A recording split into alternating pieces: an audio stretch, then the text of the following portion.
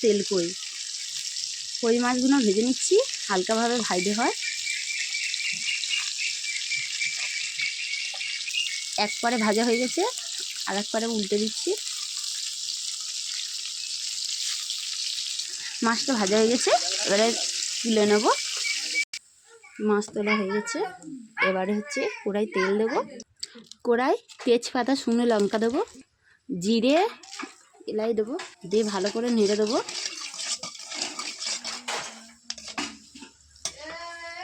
পেঁয়াজ দেবো,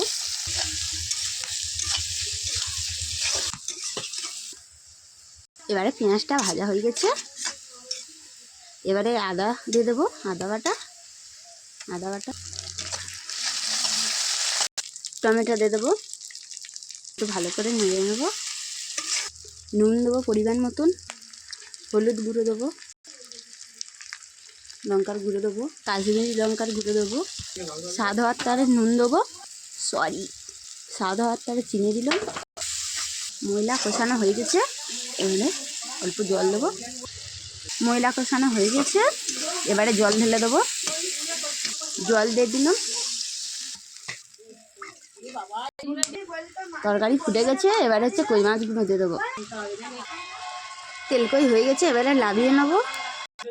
তেল কই হয়ে গেছে, লাভিয়ে নিচ্ছি। তেল কই খুব ভালো লাগে খেতে, একখানা তরকারি দিয়ে খাওয়া হয়ে যাবে। ভালো লাগলে লাইক, শেয়ার, কমেন্ট করবে।